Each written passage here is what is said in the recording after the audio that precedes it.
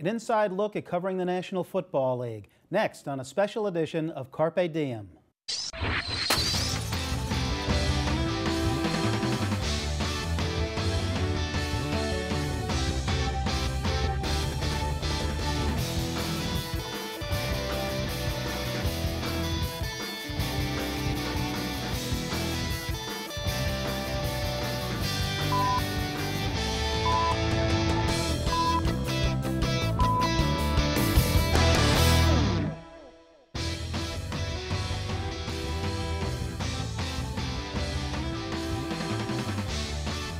Hello, welcome to Carpe Diem. I'm Mark Rosenwig, Assistant Professor at Montclair State University's School of Communication and Media. The National Football League has exploded into a $9 billion a year business. Covering the NFL today is a multimedia adventure. We gathered a panel of top sports media professionals to take us inside media coverage of the NFL. The panel, held at the Yogi Berra Museum and Learning Center on the MSU campus, included Rich Cimini, who reports on the New York Jets for ESPNNewYork.com, Howard Deneroff, executive producer of Dial Global Radio Network, which carries NFL games, Ralph Vacchiano, who covers the New York Giants for the New York Daily News, and Alan Schwartz, reporter for the New York Times. I asked the panel about the pressure to be first with stories in this internet age and the impact of social media on news coverage. I can give you a quick anecdote on Twitter, how Twitter has changed the way we cover, and I know Ralph would totally, understand this. When the NFL had their lockout a summer and a half, 2 summers ago, they had a free-for-all in free agency. It was condensed into about a week or two, and the Jets were going after Nnamdi Asomugha, who I'm sure a lot of people have heard of, a star cornerback. I had a very good source on that particular story, and he promised me that he would give me the heads up as soon as he knew what Asomugha was doing, whether he was going to go to the Jets, Cowboys, or Eagles. And sure enough, he sent me an email saying the Jets are out. They're not getting Nnamdi. So I took out my iPhone to tweet it, and I'm not the most, my fingers aren't the best on the iPhone, so it may have taken me 30 or 45 seconds to formulate 2 sentences. The time it got on Twitter, someone from the NFL Network beat me on Twitter by about 20 seconds, and he got the total credit for the story. It was the NFL Network breaking the story that Nnamdi was not going to the Jets, and I got beat by 20 seconds. Now, did you get a call from your boss asking you why you got beat by 20 seconds? It's not that crazy. This is more of like the internal competitiveness between writers, and it's like I had that story, and I look at my Twitter timeline, and it's like Albert Breer from the NFL Network beat me by 30 seconds, and of course, he gets all the credit and all the other stories. But that's how Twitter has changed everything. And you're 30 seconds behind there. Imagine if you had decided after working 12 hours, I'm taking a break for dinner. I'm going to put my phone down for an hour. You would have looked like you were asleep. Incredibly behind it. Absolutely asleep at the wheel. Yeah. Well, what about the overall impact of social media on your coverage? And what do you see? What do you see? Well, it's good in situations like that. If you're the first to break it, you can get it out there immediately. But there's a danger side to it because you're so hyped up to be first that a lot of times accuracy suffers. And really, I try to be, the people at ESPN are just so cautious about trying to get things double and triple sourced. Obviously, in a situation like that, you don't have to because it's immediate. But there's a lot of bad information out there and just people getting it out there and having to come back an hour later and say, oh, by the way, I was wrong about that. It's scary. It is a scary proposition. And some other ESPN reporters have been here and have said that they are kind of restrictive, that they don't necessarily want you breaking too much there because they want to drive the page views to the website. Well, technically it is a rule. We're not allowed to break news on Twitter. They relaxed the rule during that free agency period because it was so frantic. Players were signing left and right. They relaxed the rules. But normally I cannot break a story on Twitter. It has to be on the website first, which has cost me a couple of stories also because some people just post it immediately on Twitter. What about, a question for all of you, what about the restrictions placed on players? The fact that they're not supposed to be, tweeting and Facebooking or whatever they're doing 90 minutes before and after the game, something like that. Is that a violation of free speech? Are we concerned about that at all, Alan? Well, the Constitution says that Congress shall make no law. It doesn't say that Roger won't make no law. I mean, so, the part of their contract is to adhere to the rules, placed upon them by the league that may or may not have been negotiated with the union. I have rules that I live by according to my employer, so do they. I mean, it's a fact of control. They're trying to control the image of the league. They're trying to make sure that people don't, make asses out of themselves in a way that the league cannot control. And which is really easy to do on Twitter, by the way. they do a tremendous job of it. Yeah, and so, the league is just making sure that its image is burnished as finely as possible. What about you talked about control. What about the degree of control that the league and these individual teams are exercising when it comes to the flow of information? They all have websites. They all have people working for them, doing reporting, disseminating information. Some of them may be former colleagues of yours who have, pardon the expression, gone over to the other side because newspapers were downsized. Howard, how much of a concern should this be, that flow of information? I think anytime you get something from an individual team, there's as a consumer, you wonder how much of it may be a positive spin versus a negative spin. But I don't think the NFL Network would be successful. I don't think NFL.com would be successful if they didn't address stories where they needed to. I mean, I think if Alan was doing a story on concussions, it might be a little more aggressive against the NFL if that's what he believed or that's what his sources led him to believe, than if the story came from an NFL site. But I do think that they've done a very credible job of how they cover it. I mean, I think you have to, otherwise they lose all their credibility. And NFL.com obviously is a hugely popular site, just as an example. Now, I don't believe that the individual team sites will necessarily give you all the information. And I use this example. I was talking to the guys in the back room. We just broadcast the Baltimore Ravens and the Houston Texans game last week. And, as part of the public relations staff notes, they tell you all the things that are going on with the team. And should be positive and negative. And the Ravens had just come off a stretch where they had allowed 200 yards rushing in consecutive games. And so, because the Ravens have been historically so good defensively, we questioned among the crew, when was the last time that it happened? It had to have been a long time. Well, it turns out it had never happened in franchise history since they moved. And so that's significant, yet that was absent from the headlines of the press notes. And that should have been the lead. Now, I'm not saying they purposely buried it. I'm not suggesting that. But what I am saying is, if that came from an independent source, that might have been, when we're doing the broadcast, we certainly talked about it because, as it turned out, the Houstons ran right through them again, the Texans on Sunday. So it continued a trend of their defense not being as staunch as it's been in the past. It's a storyline, but so is there a concern? I think there's a concern, but generally, I don't think it's been anything egregious on the parts from the NFL. It can't be because fans are too smart. They're too smart. They read too much. They listen to Sirius satellite radio, Sirius XM. They're online. One of your affiliates? No. Well, Sirius XM carries our broadcast. There's no question. Right. No, but I mean, they do a tremendous job of talking about the league. There's so much more information out there than you could have had 25 years ago when I started. When there wasn't even sports radio, and so I think fans are too smart and wouldn't continue to go to those places if they were not giving the information that was proper. Especially if they're gambling, right? That doesn't happen in the NFL. It gives me hope that, I work in an industry that pretty much everybody agrees is dying, but it gives me hope that there's still room for good reporters, good journalists, because we have to get a little more creative in trying to find the real news and the real story that's going on. And this is all over the world. We just went through a national scandal or topic about how politicians now get quote approval for many newspapers. Well, that's just their attempt to manage the message, and it's the same with the NFL. They would prefer, I think, that you get your news from them. They can control what's out there. They don't want me digging or giving my opinion or anything like that, and it helps to have good journalists who can see past the press releases, see past the managed press conferences and the spin, and give you, hey, this is really what's going on.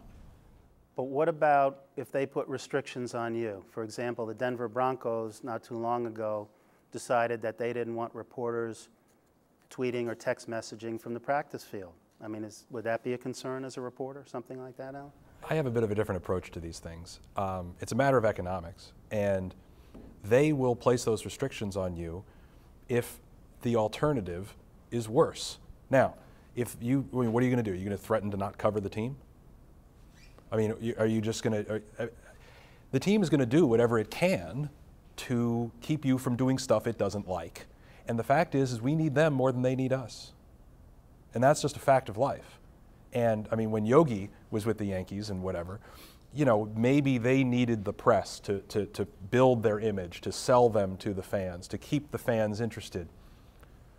The Broncos don't need the Rocky Mountain News. Well, clearly the Rocky Mountain News is gone, right? I mean, they don't need it. And so why are they going to let you do that? They hold the key to the gates outside the practice facility. Therefore, you have to play by their rules on the inside. Now, maybe your sports editor can call them up and threaten them and do something to get them to relax their policy, but probably not. That's just the way it goes. It's nothing new either. I mean, the social media part is new, so there's a lot of attention on it. But as far as I can remember, they've had restrictions on what we can or cannot report from closed practices. If I go to the Giants practice later today and they've benched Eli Manning, if they don't tell me they've benched him, even though I see it with my own eyes, I'm not allowed to report it. Well, here's what we went through this summer. I was up in Cortland, and the Jets, of course, were making headlines with the Wildcat and Tim Tebow. And the practices in training camp are open to the public. Occasionally, they'll have a closed practice. So one day they had a closed practice. They let all the reporters out to the practice field, no fans, just reporters and players and coaches. And they said, oh, by the way, we're going to do a lot of Wildcat plays today in practice. You are not allowed to report on that. And it put us in a really weird position. And so we saw the whole thing, what they were going to do with Tim Tebow right before our eyes. And actually, some of the coaches were actually trying to stand in front of us, which is another, it was kind of funny, the way Tony Sperano was doing it. That's another story.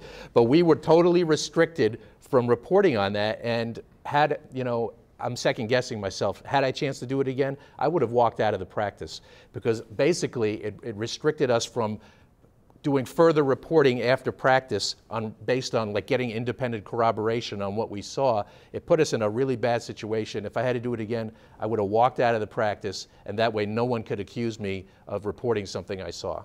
Even on game broadcasts, we have sideline reporters.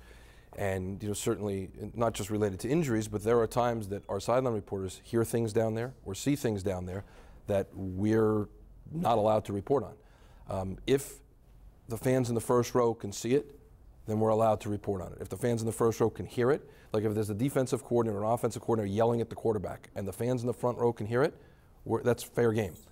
But if we hear them talking about it, or we hear them saying, I think it's a torn Achilles, under their breath or something like that, we can't report that, because it's not official information and the public can't see it, we don't know about it, so therefore we're restricted from doing it. And television is as well. Until it becomes a known factor. And obviously certain teams, you know, you can see a guy's wrist, you know, hanging off, and they'll tell you it's a leg injury. And so, you know, you have to go with what it is. You can't report on what that is. But that's just part of covering, you know, the sport. TV pays billions of dollars. We pay millions of dollars to cover it. And, you know, you're in business together with the league, but you have to do a fair job of reporting what you can, but you also are not supposed to, you know, tell things that are not necessarily fact yet or truth yet. Well, I mean, I think the point I want to make is you can report whatever you want. You can do whatever you want. No one is going to sideline tackle your sideline reporter from saying, right, but then you're not invited back. And that's because they make the rules, period. And we live by them, and them's to breaks. Yeah. And by the way, again, it's not restrictive to us. Years ago, there was, I forgot which network it was, but there was a reporter in Chicago who reported something on television that he should not have, and he was not allowed back on the sidelines the next week. So it's there because, again, it was something we all know going in that that's the rule. Another issue facing reporters on the NFL beat is the controversy over brain injuries in football. Some former NFL players are suing the league, alleging brain injuries were suffered while playing pro football. It's also an issue of concern for college and Little League football players and their families. The Times' Alan Schwartz spent 4.5 years producing groundbreaking reporting on brain injuries in football. And I'm seen as the guy who's sort of the guru on all this stuff. I was offered $2 or $3 million to join a law firm as a non-practicing associate because of the information I have and the maps to dead bodies I've got. But you know, they're trying to go. They're making just this money grab, saying, "Oh, they've known since 1927 about." They didn't. I mean, there are certain messages that the league gave players for a long time. Okay. and if you know what those messages were and what the state of the science was, you know that, frankly, it's pretty tough to hold the league responsible before about 1994. And some could argue that before 2001 or 2004. And yet they're still having all these guys from the 70s. I mean, it's to be honest, I'm very unimpressed with the legal representation that these guys are getting. Mm-hmm. Ralph, what's your view of this? You know, you have daily demands on your time. We saw the same thing with the Penn State story. It was broken by a crime reporter, not by somebody who was covering the football team all the time. How difficult is it for you guys to get into a story like this? And then when it does break, what, if anything, can you do? Well, I mean, it's, from a beat reporter's perspective, it's impossible to get into it. I mean, you said, what, 4.5 years that the Times was working on that, you were working on it. I've got 4.5 hours to my next news cycle, my next story. I would absolutely admit the work on the concussions, people who investigated Bountygate and things like that, far more important than me trying to figure out, well, the Giants may have to cut the 53rd player on their roster, or does this guy have a sprained ankle, or is it a torn tendon? None of that stuff is important, but it generates such incredible interest and there's such demand that Rich and I are stuck giving people every last tiny little detail we can find about 53 guys, a dozen coaches, everybody else in the organization. And by the time we're done, even in just one day, we look up and it's 9, 10 o'clock at night. There's no time to get into the important stuff. And honestly, I would love to do it, and I think a lot of beat writers would tell you, give me a week to work on a very interesting feature. It would be a far better story than the stuff that we churn out daily. But that daily stuff, I mean, the demands, we see it now definitely on Twitter and on the internet. That's made it clearer than ever before that the demand for information from a sports fan is maybe even greater than we anticipated. Yeah, I mean, I think people have said very publicly that it took somebody from the outside to do the concussion stuff. I don't think that's necessarily true. I don't think it's giving these guys enough credit. Okay, I think like when Lavernius Coles was being manhandled, were you covering the Jets at the time? Yeah. Okay, I mean, I'm sure you covered that. Okay, yeah. Now, did you have a chance to go, you know, halfway up Elliot Pellman's behind? Probably not.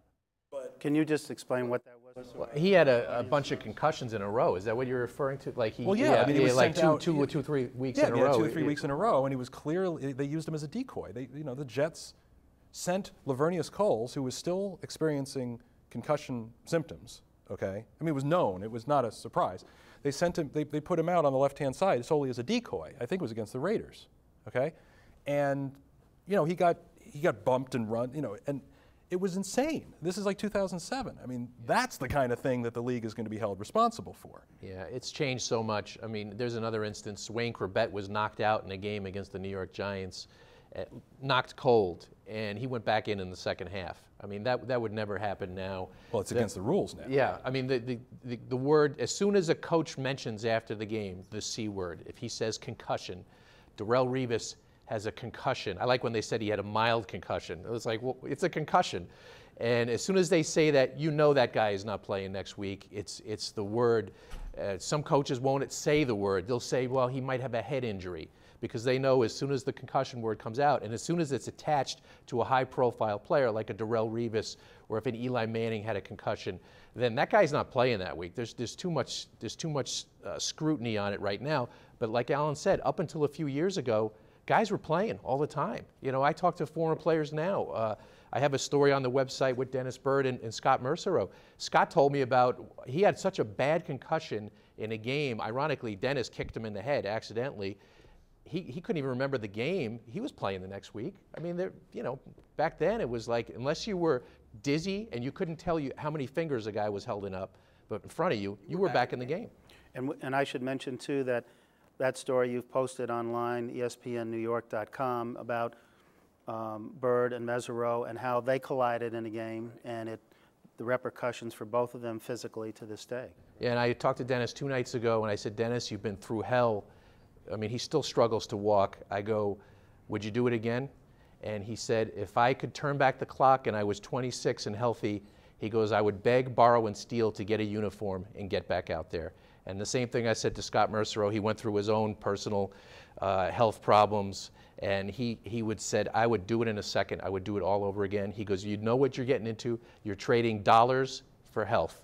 You know, they're paying you, and you're sacrificing your body.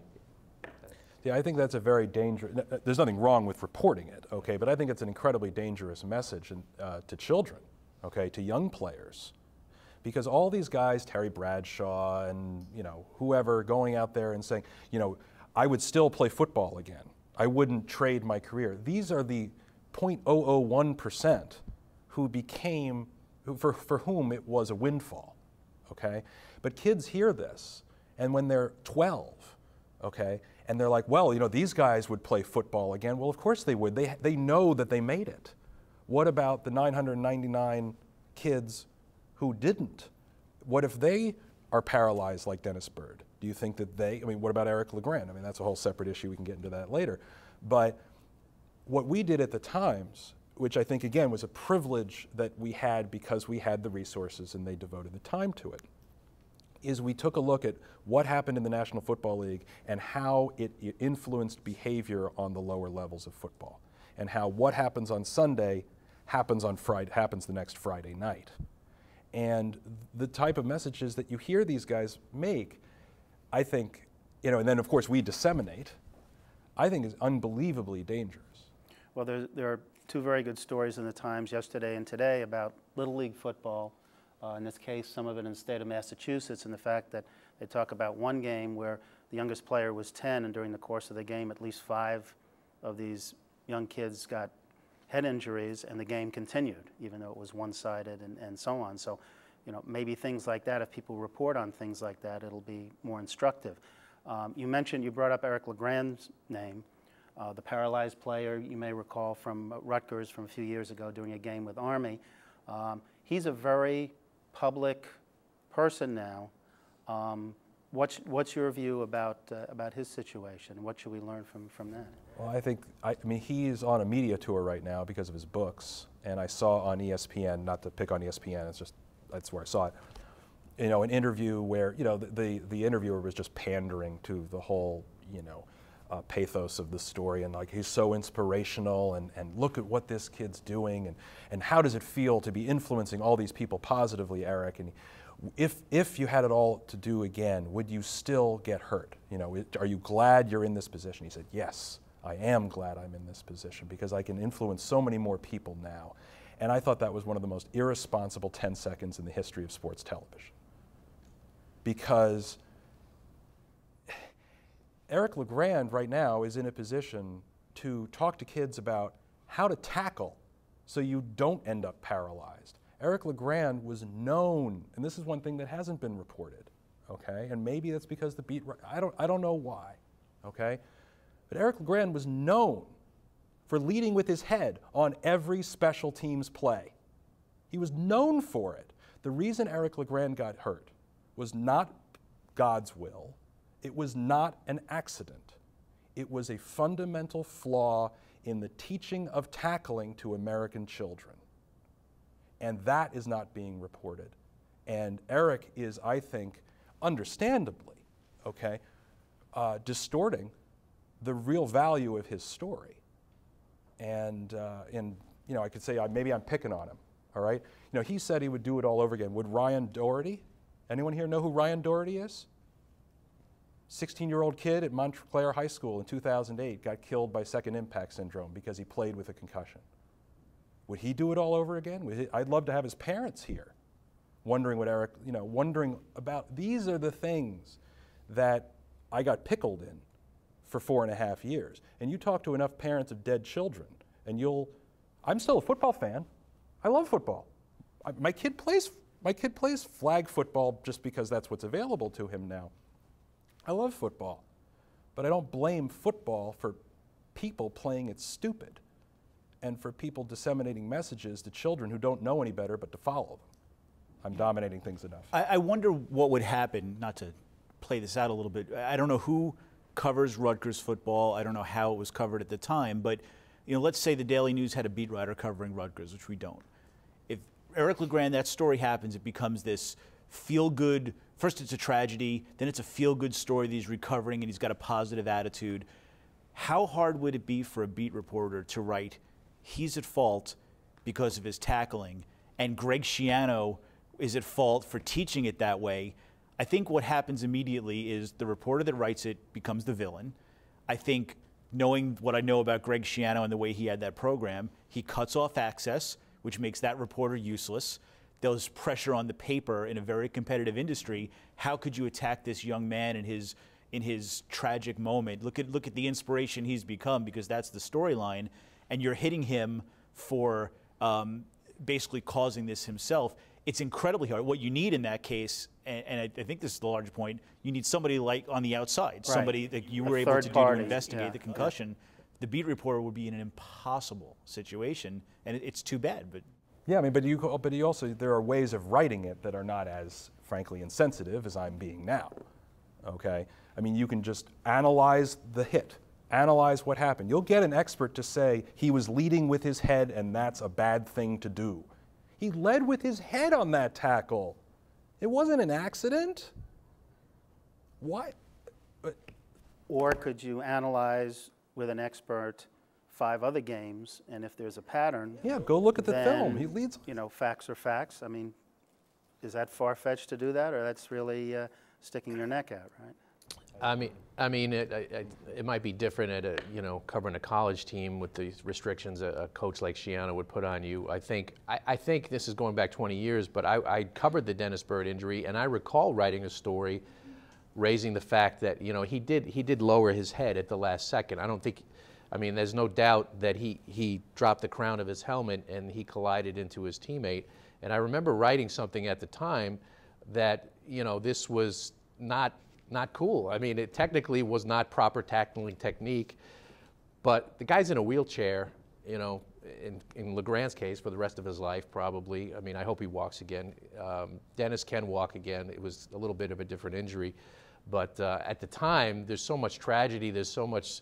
You don't want to come out because you do, like Ralph said, you do look like the villain. You're going to come out. And I'm going to criticize. I'm going to write a whole rip job on Eric LeGrand, saying. But it doesn't have to be a rip job. No, you could write the facts, and if you have an expert supporting, saying, look, he led with his head, I think it's worth one story. As we've heard, covering the NFL is more complex than ever for reporters. It's an ongoing daily challenge and competition. Thanks to our panelists, and special thanks to Dave Kaplan, Director of the Yogi Berra Museum and Learning Center. For more information on this or any edition of Carpe Diem, contact us at carpediem@mail.montclair.edu or call 973-655-5158. I'm Mark Rosenwig. For all of us at Montclair State University, thanks for watching Carpe Diem.